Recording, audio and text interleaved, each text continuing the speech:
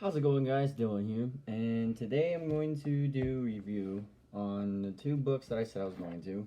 So the first one, Scythe by Neal Shushterman. Very good book. I started reading this about a year ago, and I delayed finishing it until about a month ago. And it was a really good book. Basically about the book. I'm gonna read the back, and it's pretty good. I would recommend if you're into young adult fiction and into a crazy dystopian world. So, thou shalt kill. A world with no hunger, no disease, no war, no misery. Humanity has conquered all those things and has even conquered death. Now scythes are the only ones who can end life, and they are commanded to do so in order to keep the size of the population under control. Citra and Rowan are chosen to apprentice to a scythe, a role that neither wants. These teens must master the art of taking life, knowing that the consequence of failure could mean losing their own. They learn living in a perfect world comes only with a heavy price. A Prince Honor book, Scythe is the debut of a thrilling new series by National Book Award winning author Neal Shushterman. This book is really good. I was stuck in it for a while, and then I laid it off for about a year until I finally got time to actually reading it. But my thoughts on it is that when it comes to a world with like no disease, no hunger, no war, no laws, and the only thing that actually has laws is the Thunderhead, and it's only one single thing. I can't really grasp the concept of what the Thunderhead does besides maintain the world's peace and try to do what it can. And in this book, there's a lot of interesting characters. There's Citra and Rowan, the two main characters that are taken on by Scythe Faraday to become Scythe. And when they were first introduced to Scythe Faraday, they were actually being witnesses to gleaning. One of their, for Rowan, it was a classmate, and for Citra, it was her neighbor. And they both showed valor and honor and respect for the gleanings that Scythe Faraday did. So Scythe Faraday gave them both a letter to go to an opera house to meet, and both of them met each other, and that's when their Scythe apprenticeship started. Now, there's a lot. I'm not gonna put any spoilers into this video. I just gave you kind of the gist of it and the first couple chapters of how I summed it up. And it was a good book. I'm not gonna lie, it's one of my favorites, and I would recommend it. I'd give it a solid 9 out of 10, because I was on the edge of my seat the whole entire time with Scythe, and it was an overall really good book. Neal Shushterman wrote this book, and he's also an author of Unwind. I'm hoping to pick up that book as well as Dry by Neal, and it was really good. I'm not gonna lie. I really enjoyed Scythe, and then once I finished that book, I started this book, Thunderhead. Thunderhead by Neal Shushterman, the second book to the Scythe series, and this one left me in shock after I finished it because I didn't know what to think when I finished it. So I'm gonna go ahead and read what this one says, for, like I said, from the back of this book. So the Thunderhead is the perfect ruler of a perfect world, but it has no control over the Scythedom. A year has passed since Rowan has gone off grid, since he has become an urban legend, a vigilante snuffing out corrupt Scythes in a trial by fire. His story is told in whispers across the continent. As Scythe Anastasia, Citra gleans with compassion and openly challenges the ideals of New Order. But when her life is threatened and her methods questioned, it becomes clear that not everyone is open to change. The thrilling sequel to Prize Honor book Scythe, old foes and new enemies converge, and as corruption within the Scythedom spreads, Rowan and Citra begin to lose hope. Will the Thunderhead intervene, or will it simply watch as its perfect world begins to unravel? So I guess the summary to this book really did put kind of a spoiler, but I finished this book last night, and I was reading through all 10 last chapters. And as soon as I finished this book, I didn't know what to feel. I was sad, I was pissed off, I was happy. And I really want to say what happened, but I'd rather have you guys read it and let me know in the comments how you think about it. But don't forget to read Scythe first, so you get to know what Scythe is before you read Thunderhead. And the third book, The Toll, is coming out next month, and I've already pre-ordered that book, so I cannot wait for it. But Thunderhead was really good. Throughout the story, different chapters, different people, and they introduced a couple new characters, and they brought back some characters that I was kind of shocked about. And I was just shocked overall. This book is really good. It's published by Neal Shushterman. It's really good. And you know what? I'm gonna take back my spoiler warning because I have to. I have to. So Scythe. So Citra Rowan's mentor, Scythe Faraday, was supposedly self-gleaned, and he ran from a train. So Citra Rowan went to different Scythes. So Citra went to Scythe Curie, the Grand Dame of Death. She was like one of the original ones. She took out all the lawyers, all the politicians, and all of that. And then there's Goddard, Scythe Goddard, the New Order, as it's being told in these books. And I don't like Scythe Goddard, but he plays the perfect villain role. Scythe Curie gleans like you should, like the commandments tell you. Scythe Goddard, he gleans based off of mass murder, mass suicide, mass genocide with him and his underscythes. Even though you can only have underscythes when you're High Blade or Grand Slayer.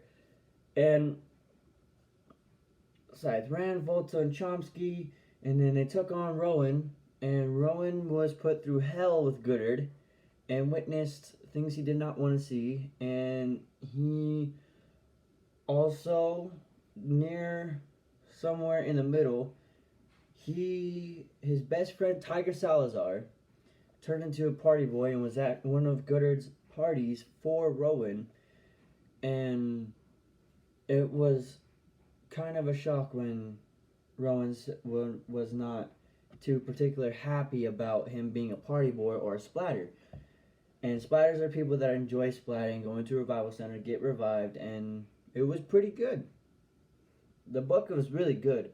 And during out the whole book, there's conclaves that Citra and Rowan go through to test on what they know, and at the end, oh my god, it's so hard not to spoil this, but I was just so brought into this book. I was so mentally connected with this book.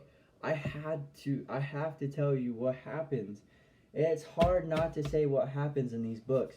I don't know how other people do it, but in the end, Citra is brought onto the role of being a Scythe, and Rowan was not there. They both had to fight a battle to become Scythe, and one of them would have to be gleaned by the one who got chosen.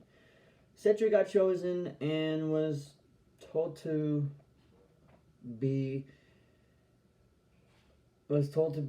glean Rowan, and she got her ring, put it on, and punched Rowan in the mouth, and then it goes red. Rowan has immunity for a whole year, and there's a whole debate about it. High Blade Xenocritus was not happy. None of the Scythes were happy, especially Curie. And Rowan was told to go out to a public car, and that's where he saw Scythe Faraday. And Faraday shocked Rowan. When Rowan saw Faraday, he was shocked. So that basically sums up Scythe. Scythe was crazy. Yeah, I left out a lot of parts of Scythe. I'll admit that. I left out a lot of parts that are definitely, if you want to know what happens, just pick up the book and just read it for yourself. No words can explain how much is in this book, besides the words that are in the book. And then you go on to Thunderhead. Thunderhead, oh my god! Rowan becomes Scythe Lucifer, and he tracks all the Scythes that are bad, that glean off of self-judgment, and they actually choose them, and he's the one that is trying to put the Scythe back into order how it should be. Now, this book had me on the edge of my seat 100% of the way. Now you have Grayson Tolliver, Tiger Salazar, you have Citra and Rowan, you have Scythe Rand, which was, so Scythe Rand and Goddard were supposedly dead, but Scythe Rand had half her body after what Rowan did to them at the Tonist cult, I think, or place. And oh my god, I'm still shocked at this book. I'm still shaking from the end of it, and it was a really good book. So Grayson Tolliver has his own set story, which ties into the whole story as a whole. So Grayson Tolliver, there's some about Scythe Faraday, a new character involved, Munera, and then Tiger goes on to be an apprentice, but Rowan was captured by Scythe Brahms, and Scythe Brahms brought him in by gleaning Rowan's father. Now, I wasn't too happy about that, and Rowan flew into the trap of Brahms, and Brahms delivered him to Scythe Rand. So Scythe Rand had him help Tiger Salazar with, like, their training sessions. Like, they fought, like, Bokator. That's the way that they fought. And oh my. I'm not going to spoil this part, but Goddard does come back. And I'm not going to tell you guys how, because that would be spoiling the good parts. But Goddard comes back, and Xenocrates concedes being Highblade in the Winter Conclave. And he then... Oh my god, this book. I'm sorry. This book was just amazing. But Goddard comes back and shocks the whole entire Mid-America Scythedom, and even Xenocrates. And Xenocrates steps down as Highblade, and there's a vote. So one person puts up the vote for Scythe Curie to be Highblade. And then on the other side, I forgot the name, but he stepped down and and said, I propose that Scythe Goddard becomes Highblade. So they have this whole vote, and halfway through the vote, Citra, or Scythe Anastasia, calls for an inquest because Scythe Goddard's only 7% of his body. He only has his head. Doesn't have anything else of his body because it's not his body. So, oh my god. Oh, it's so hard not to spoil all the good parts. So they go to inquest, and they go into this island called Endura, and Endura is where all the Grand Slayers are, and the Supreme Blade. So Xenocrates is promoted to High Blade, or Grand Slayer of Mid-America. There's 7 regions. Pan-Asia, there's a lot. Antarctica, African, I think, Australia, and there's one more. I just can't come up with the name right now because I'm still flustered by this book. But it was a really good book, I must have to admit. And I'm not going to spoil anything else in this book. All I know is that you guys have to read this book. You have to read Scythe and Thunderhead, and then when the toll comes out, I'll read that and put another book review up. Oh my god! Wow! This book got me in a frenzy. But I highly suggest picking up these books and definitely giving them a read. I give Scythe 9 out of 10 and Thunderhead 9.5 out of 10. Neal really put his time into these books, and I'm very, very happy that I read them. And I don't know what to do. I don't know if I should read anything before the toll. I'm not completely sure. So, yeah. Wow. Okay. Well, thank you guys for watching. My name is Dylan. This is Dylan Reviews. And, yeah. Well, pick up the books. Read them. They're really good. I really strongly suggest them. Go ahead. See you later.